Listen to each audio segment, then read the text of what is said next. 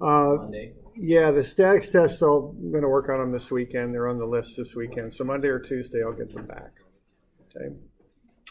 Now, the homework that's due today is what, 2:30, 2:21, 2:31, 2:32? 2:41. Okay, thanks. So 2:21, 2:31, 2:32, 2:41, 2:42. That's what's officially due today. All right.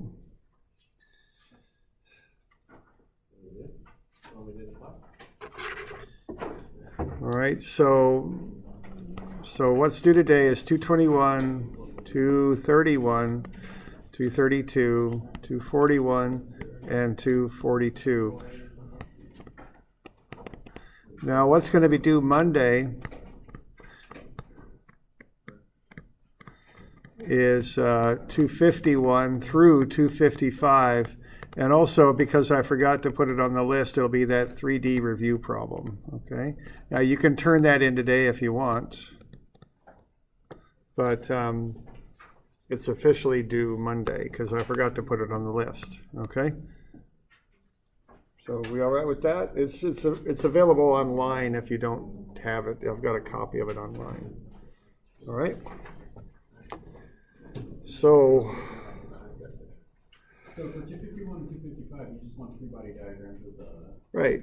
Yeah, let's start with those. So for 250, or actually let's look at that 3D thing first. And really, the purpose of the 3D problem was just to get you to review the 3D stuff for the test. I mean, that's really why I put it in there. I mean, that's the main reason it's there, is just to get you a run at it, run at that stuff, you know, so that you got a chance to practice for the test. You know, I have the key online even. So what you do on this thing is you find RBC, so you take RC minus RB, you get RC. RBC is negative 3.3, 1.4, and 5.6. You take the square root of sum of the squares, and you get 6.65. You divide through by that, you get the unit vector. You then factor that up by the force, 5,200, and you get a force vector. Yeah, this was supposed to be due today. It'll be due Monday officially. So there's the force vector, minus 2581, 1095, and 4380. Okay. Then what you're going to do, you're going to look at how that affects that bar. So you want a vector for the bar. So you want RAB. So you take RB minus RA, you get 0.9, negative 4.2, and negative 1.6. Square root of sum of the squares gets you 4.58. Divide through by that, you get a unit vector, either from A to B or from B to A. So the unit vector from B to A is negative 0.196, 0.916, and 0.349. The position vector from A to B is 0.9, negative 4.2, and 1.6. Okay.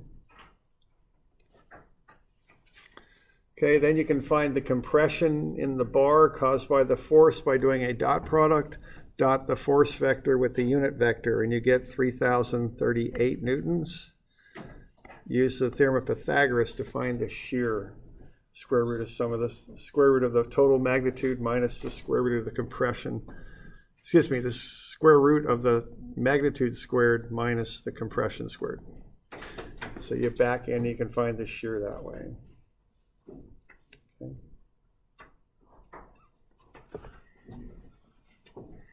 To find the moment, you do a cross product. You cross the position vector, not the unit vector, but the position vector from A to B with the force vector. And you'll end up with negative 16644I plus 188J minus 9854K. Square root of sum of the squares on that gets you 19343. I'd also like you to, and so it turns out that none of these actions are big enough to fail the bar. The bar is okay. None of these exceed the specifications for the bar. So what I want you to do then as the last part would be to back in and find the force that would cause the bar to fail. So how high can you ratchet that force up till the bar fails? that was the last bit. And I was just going to have you working on that on your own pretty much and see what you can come up with. Okay.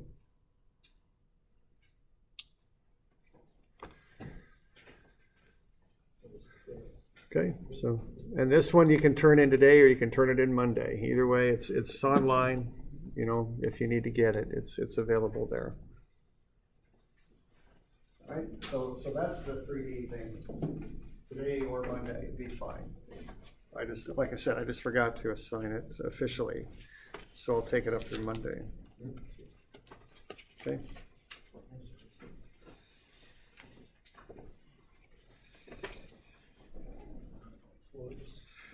All right.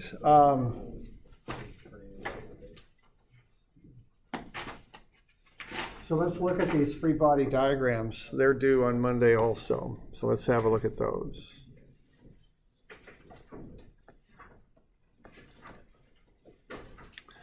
So this is an important part of working through these problems of any of these equilibrium problems is to start with a good free body diagram.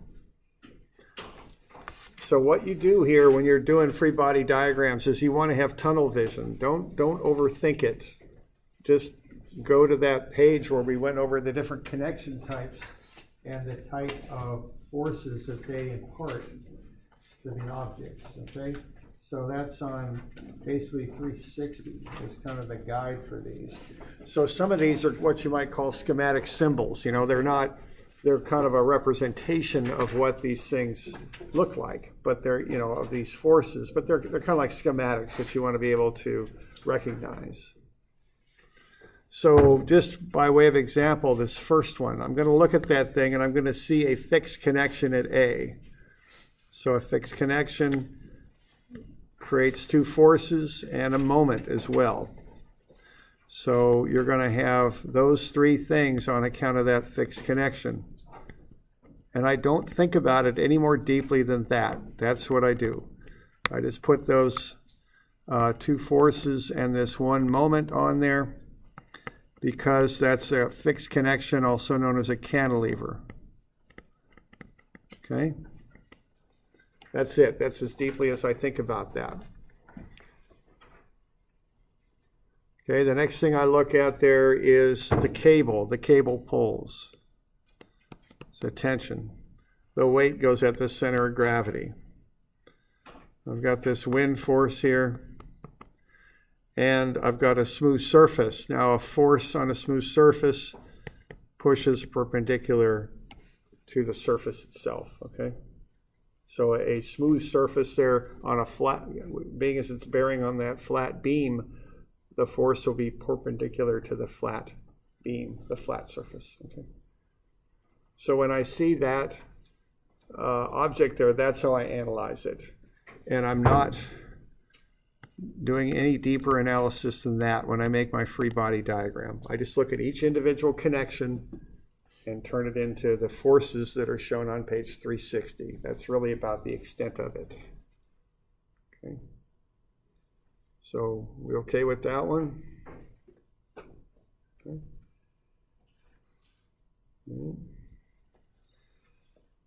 All right. The next one there, I'm seeing a weight. Well, the weight of the bracket we're assuming is negligible, but we do have a weight right there of 190 newtons, right? Now, what I've got is a pin joint. That's a triangle with a dot on the end. And all you got to do is go to the page 360, look at the pin joint, and what you're going to see there are two perpendicular forces, so put two perpendicular forces at A. That's all there is to it. You don't need to think it any deeper than that. The reason for that is that pin joint will not allow the bracket to move left or right, nor will it allow the bracket to move up or down. So the motion constrained by the joint is replaced with the forces that it takes to constrain the object. You know, if that pin joint won't let that point A move up or down, there has to be some sort of force up or down to make that happen. If the pin joint won't allow point A to move left or right, there's some sort of force there that makes that happen. Okay.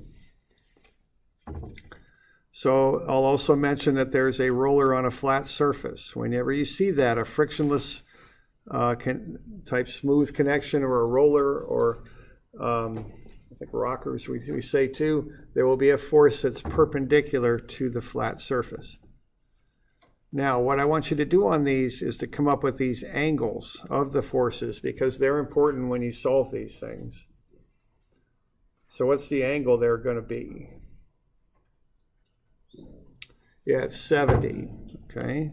Now, this is a constant relationship that we'll use on ramps. We'll do a fair amount of ramps here, okay? And the relationship is always the same. You've got the ramp angle, and then you've got the force angle.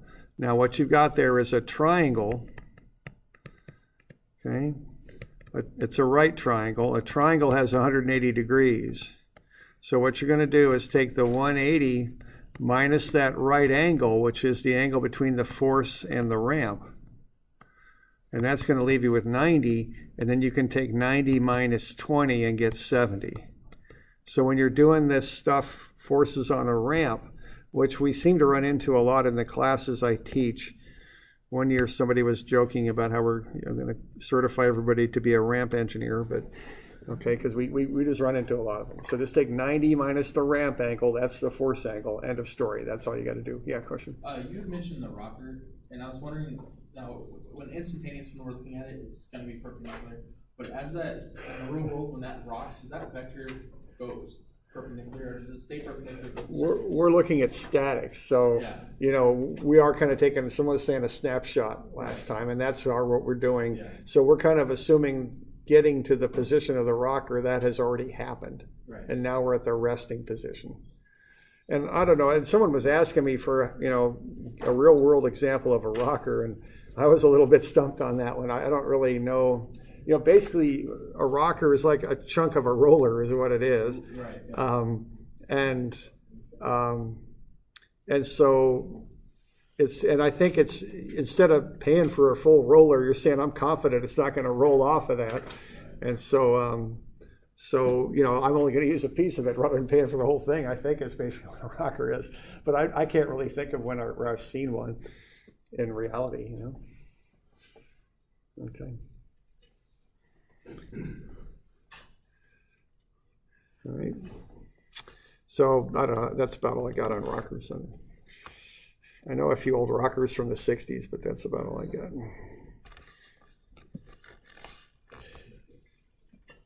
Yeah, let's see what we got.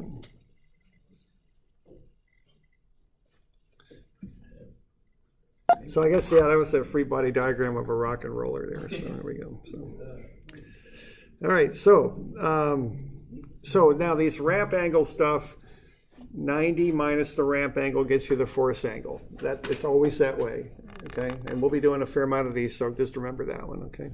And I do want you to label the angles of these forces, because that's important when you solve the problems to know those angles. So on this one, you've also got to put some stuff in here on the pin joint, but that's pretty easy. Just go ahead and take care of that, okay, on your homework. Now, to emphasize on this, all you got to do is fill in pages, I think it's 12A and B. You don't need to be writing up problem statements. You don't have to make new sketches or anything. Just fill them in, yeah. So you're drawing Freebody diagrams for all the problems in 12A and 12B? Yeah, it's 251 through 255. It's all 5 of them. Yeah, just do them right on that paper if you want. If you've already done otherwise, it's okay. Well, they're not pretty though. No, they're not pretty, but you know, I was in a hurry, so they're the best I got. So just turn them in. I don't want you to go through a bunch of extra work on this. Just turn them into free body diagrams. That's all I want you to do. Okay? All right, now this one is we got a 600 Newton glass plate supported as shown. Assume the surfaces are smooth. Okay? So if you've got smooth surfaces, what's the rule there? The force is perpendicular to the flat surface. All right, so what you want to do there is identify what the flat surface is.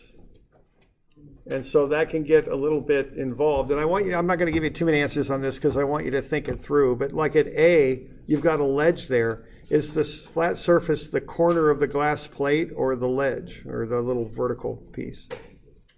It's the vertical piece, right? That's the flat surface. So the reaction at A will be horizontal, perpendicular to the vertical piece, okay? So what I want you to do is look at A, B, C, and D, identify what the flat surface is, and draw the restraining force perpendicular to the flat surface, okay? That's how you do this. And this is kind of an exercise in kind of understanding that, okay? And also you got the weight of the glass plate. It's 600 newtons. And that's come up too. You know, when you consider the weight, it's mentioned. It'll be called out specifically, you know. So on that one, you would consider the weight, okay? All right. So we good on that one? Okay. This is an interesting one, isn't it? So we got a bunch of pipes stacked. You got a little bit different picture than I do, but it's the same idea. You got one pipe in the middle surrounded by a bunch of other pipes. Mine's a triangle, yours is a rectangle, but whatever. Okay, now, remember on this one, what you've got is you've got contact forces, which are caused by physical contact. And you also have what are called body forces, which for us is just weight, okay? And that's the only one we got. So for us, it's weight, but when you do physics, you'll get into magnetic fields and other things like that. But all we deal with is weight. So how about weight on this one, right? This, I don't know, did I call out the weight on it? I can't remember. Oh, include the weight of A on your free body diagram. So I did, okay? So the weight just does that, right? I mean, weight goes straight down. That's what weight does, okay? Now, the other thing is this idea of contact forces. So what you want to do is draw your boundary around A and look for points of physical contact. That's where the forces will act, okay? So everywhere another pipe touches pipe A, that's going to be a place where the force is applied, okay? That's what's going on with this one. And this is kind of an exercise in contact forces. You look for places where there's contact because to exert a force, you got to touch something. You got to push on it, pull it, and do whatever the heck you do, okay? All right with that?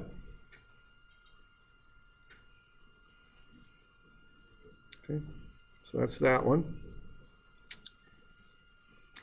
This last one here, we've got a motor applies a clockwise 1800 Newton meter couple.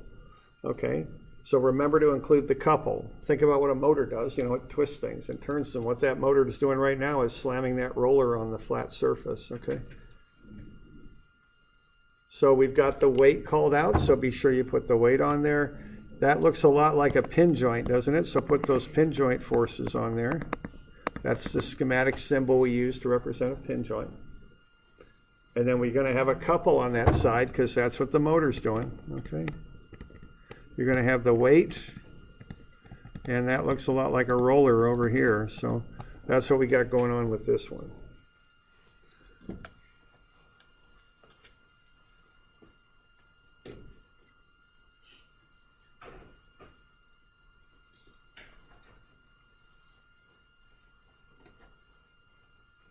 So we all right with that?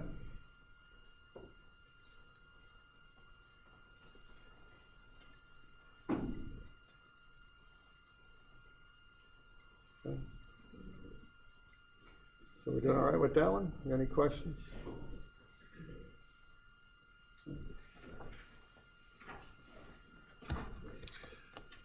So this is important to get these right because you want to get a good force diagram, or as it's officially called, a free body diagram. You want to get one of those going before you can really solve out equilibrium problems and problems like that, because you've got to know how the forces act on the object before you can do the work, okay? So the couple on that one just comes from the fact that we know how motors work and there's something spinning in there. So yeah, right. It's twisting. Yeah, that's what motors do. They apply a couple to objects, you know, coming out of that drive shaft, you know. Yeah, that's the deal. Okay. All right. All right. So we good? Okay. All right. Okay. So let's kind of get this kind of wrapped here. So what's step number one on this thing? So when you're doing this equilibrium stuff, you make a free body diagram. Okay, we were working on this last time, right? T is for tension there. we're not going to include the weight on this one. I just want you to work through it. I don't think I'll pick it up, but I did want you to work through it. Yesterday you said 262 and 265. Yeah, right. Those are the ones I actually assigned. Yeah, right. All right. So we good on that? Now here's the deal. I want to find these three forces. Now that's statically determinate. I can solve three forces. All right. Now let's kind of just, by way of what I'm talking about here, could I solve that problem with statics?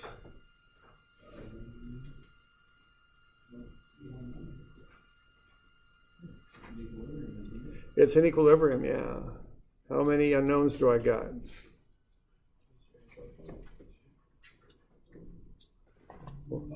REX, REY, reactive moment, tension, RB. Yeah, see, I got too many unknowns. You can solve three unknowns in 2D with statics. That's it. So if you got four or more unknowns, you can't get it with statics. It's called statically indeterminate. There's even a term for it, okay? So statics ain't going to get this, okay? You're going to have to use some other techniques to get that figured out. So this one, it cannot be solved with statics, okay? But this one, this 261 can, all right? Because I've got three unknowns. Now, what I'm going to do, I'm going to look at this thing, and I'm going to say, okay, I want to get one equation with one unknown. I don't like getting into multiple equations and unknowns. It's a little bit too complicated for me. So what I'm going to do here, I'm going to take a moment about a pin joint. Now, that's often a very good first strategy, because if I go sum of MA equals 0, what have I done there? I've eliminated REX and REY from my equation, haven't I? So anytime you take a moment about a pin joint, you take two of the unknowns out of the equation. And if you're doing a 2D statics problem, there can only be one left if it's statically determinate, if you can solve it. So what I can do there, I can solve for t, can't I? Okay. Okay, so that's how I would start this. That's step number one. And I'm doing that intentionally. And often these little problems got pin joints on them. If you got a pin joint on there, take a moment about a pin joint, because it'll take those unknowns out. And then you can solve for the only one that remains. So you'll take two of them out. So why don't we do that? And so just put that equation together. Take a moment about A, set it equal to 0, and our intent there is to find t. You might have to do a little bit of trigonometry on that. Yeah, and I can't remember what the answer is for t. Oh, look at that.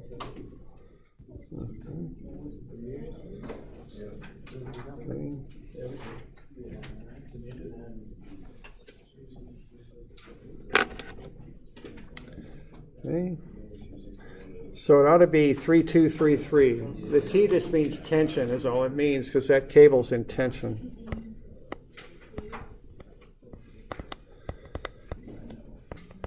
Okay, so sum of MA equals 0 equals. And then you just put what it equals in there.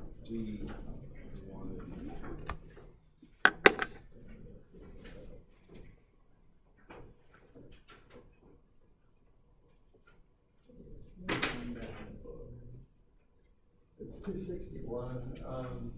It's in the homework section where it is. I think it's on page 13, maybe. I just can't read the number from here. 261. Yeah, there you go. On page 13.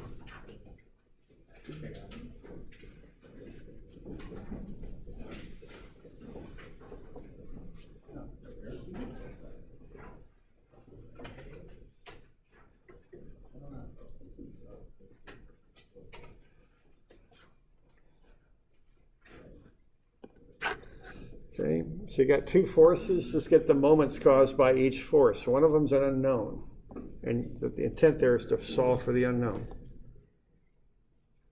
Okay.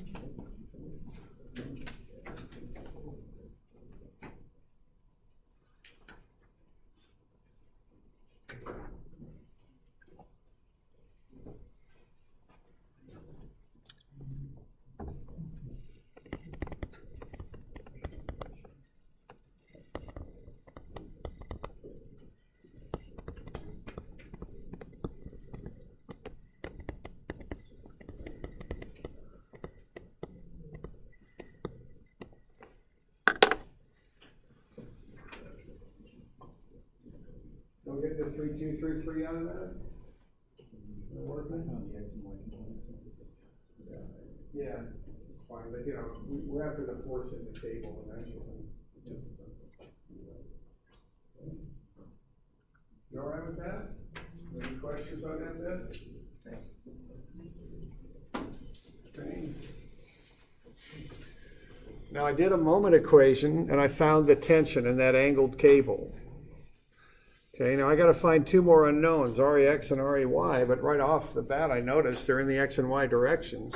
So force equations are a lot simpler than moment equations. So to finish this thing up, I'll just go force equations and solve for REX and REY. Okay, that's how I'll finish the thing up. Okay.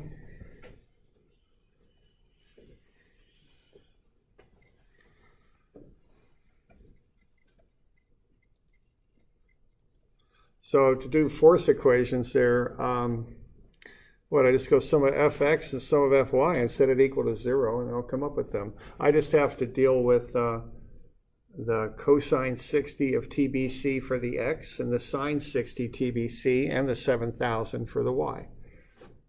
Okay, so that's how I would finish this thing up.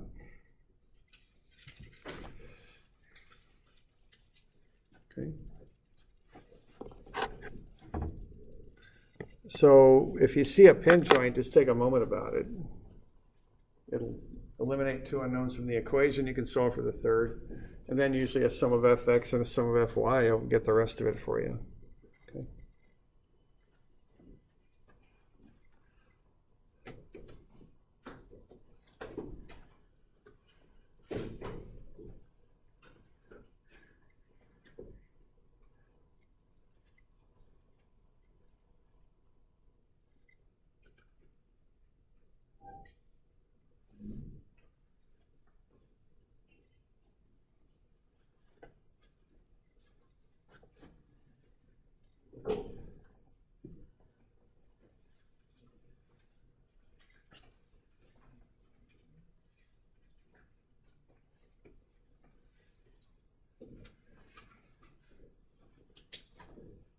So are we doing all right with that? Okay.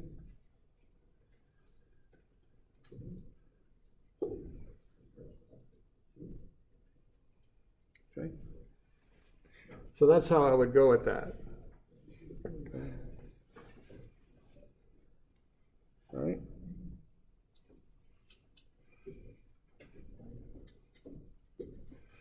All right, now the next one's a little bit, we'll get back in the notes again.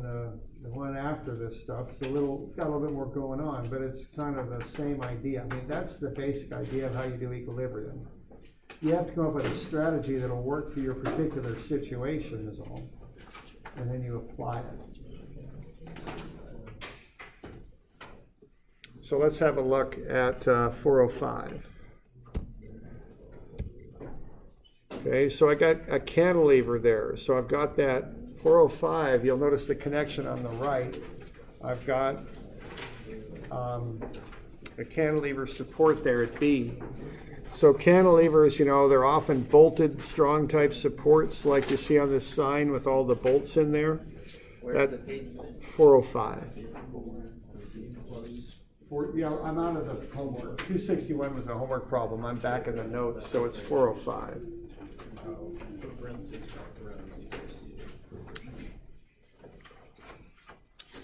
Okay. So on a cantilever, you know, I've got like that bolted little beam, I guess you'd call it, coming off for that sign. Here, this is on campus. That's that bench. They just sink lag bolts into the concrete and bolt those up. That doesn't allow that bench to move. Okay, that's the idea. Okay, here you just take the beams in the roof and just extend them out through the wall. That's a cantilever type support there. So these cantilevers are just locked in. That's the idea on these things, okay? It's called a cantilever. They're taking the floor joists and just pushing them outside and make a little porch out there. Cantilever type support. My goodness, I've got a lot of cantilevers in here. There's one extending out over the post, okay? And we like these cantilevers so that we can extend out over space, okay? Architects like them a lot because you get empty space under them. So they're nice for porches and they create a nice open area underneath. Okay, there we go. So that's the little stadium there, okay, with the roof extending out over it. Now you got to build these things up because you get a lot of moment for that build up at the support, but that's the idea of these things, okay? So let's get a free body diagram going to this thing. All right, so on this one here, I see a trapezoidal distributed load. And it's hard to find the centroid for a trapezoid. It's a lot of work, so you might as well just chop the thing into a triangle and a rectangle. Okay, so go ahead and do that. And now let's figure out the height of the triangle and the height of the rectangle. What are the heights? Because you need that. You're going to want to find the area under the diagrams.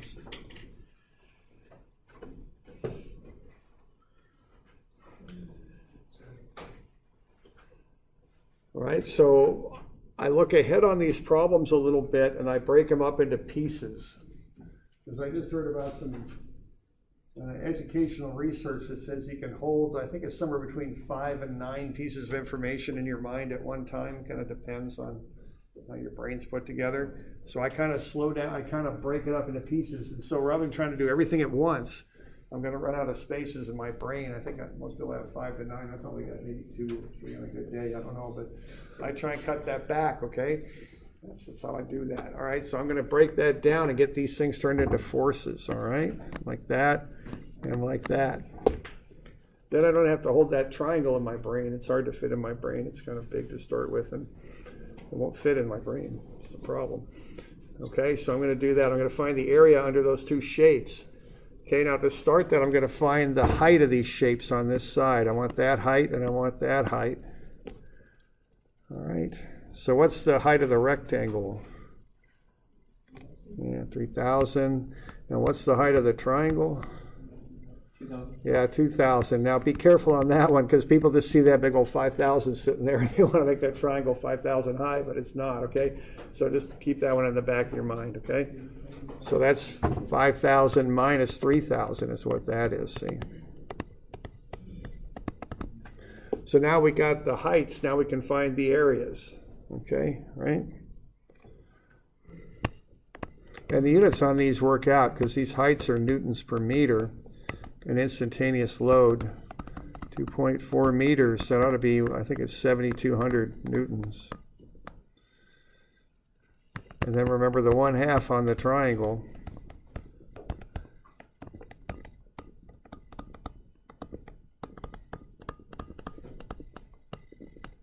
Okay. So that gets me how big those forces are.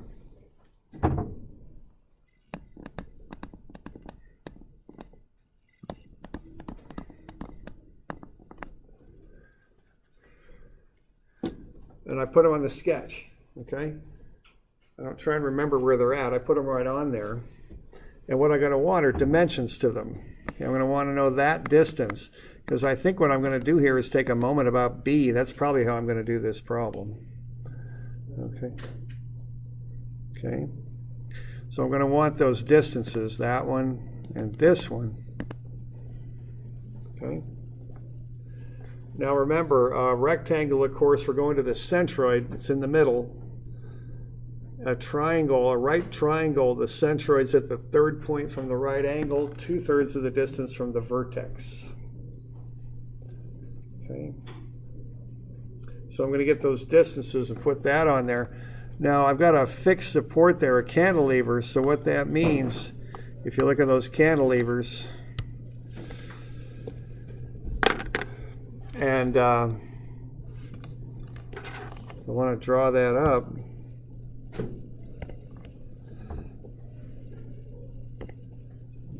What I'm going to have is RBY, RBX,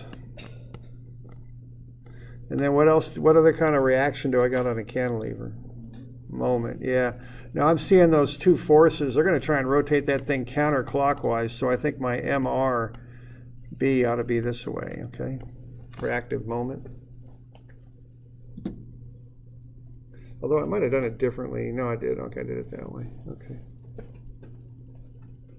So there you go. So that's my diagram. See, I get it kind of taken down to that point, and now I can go ahead and do the statics. I've got everything dimensioned. I got forces and dimensions. Now when I'm doing a cantilever like this, I don't have to worry about the strategy I use so much because everything's clustered at one point. I got 2 force reactions and a couple reaction all at B.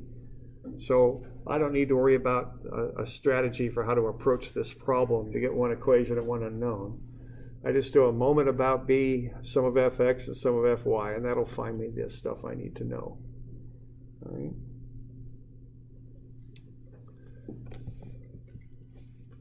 So sum of fx is 0, that's rbx. That's a good way to start.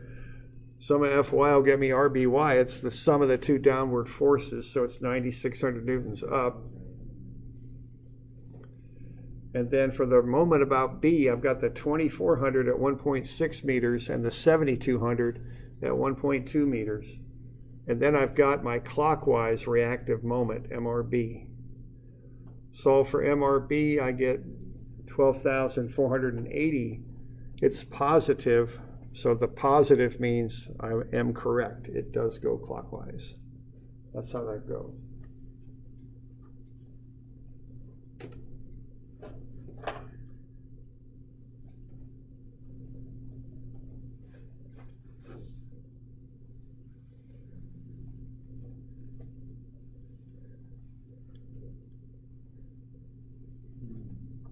All right. Yeah, question or okay? All right. Okay. All right. Clockwise moments were negative. Okay, they're negative. Yeah, clockwise moment is negative here. Into the equation, it's negative. But the sign on the answer means I assumed correctly. Okay, that's the meaning of that. Okay.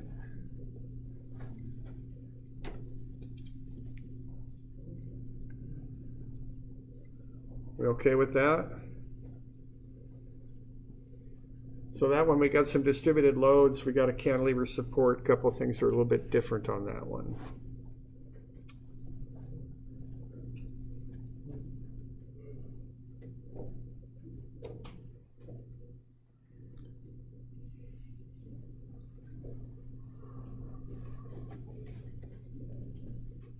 Okay.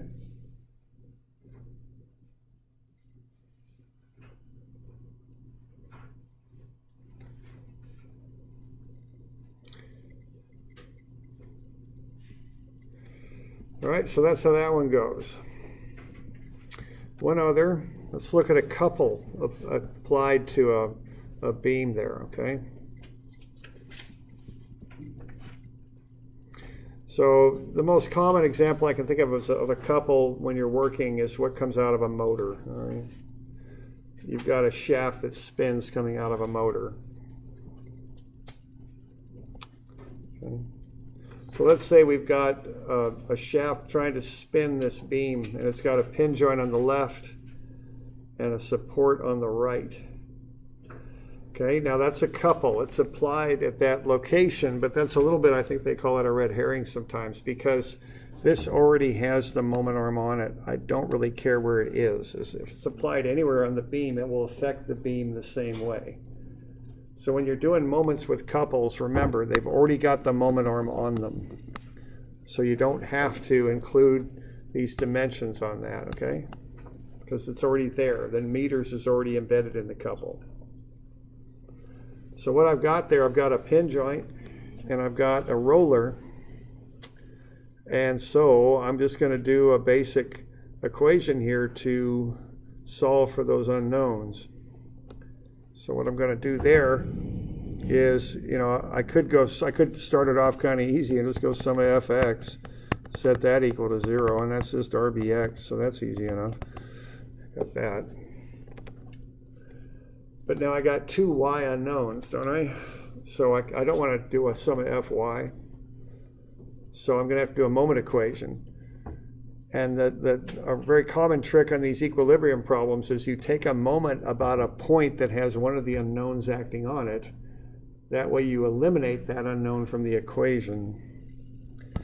So if I go sum of ma, set that equal to 0, I don't include RAY in that equation because RAY goes right through A. It doesn't cause a moment about A. It's not offset from A. It goes right through it. So it doesn't cause any moment.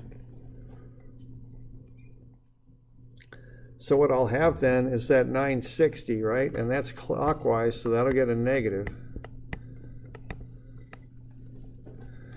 And then what do I got? I got 1.2 meters times the unknown RB.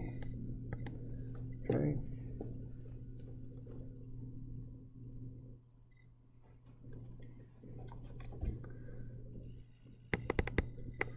So 1.2 RB is equal to 960.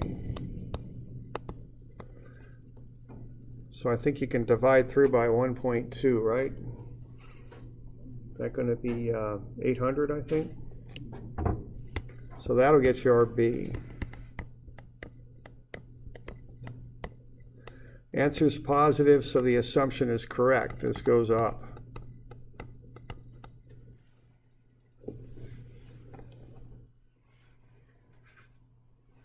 Okay.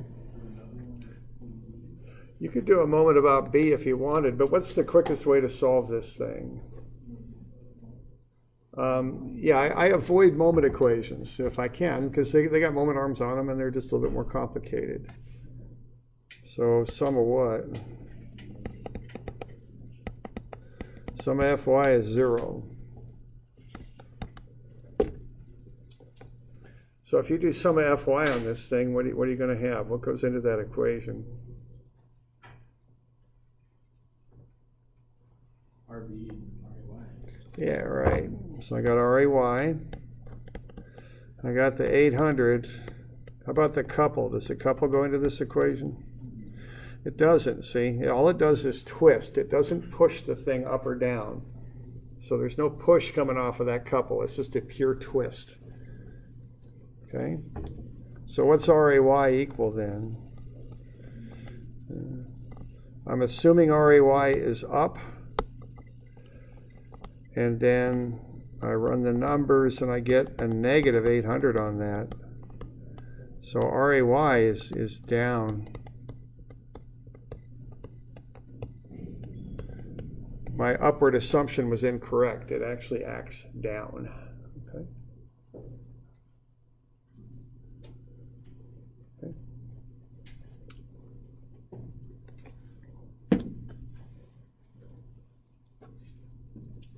Is that going to be fairly true for a lot of those couples across the system like that, where one of your Y values will be going up and the other one will be going down? Yeah, I think so. Yeah, to counteract kind of when you're looking at reactions here. Okay. All right. So that's just a little bit of run through doing this stuff with beams and stuff like that. Simpler things. I think I've already given you these, but I'll write them down again. These are due Wednesday, right? Yeah. Okay. That's Halloween.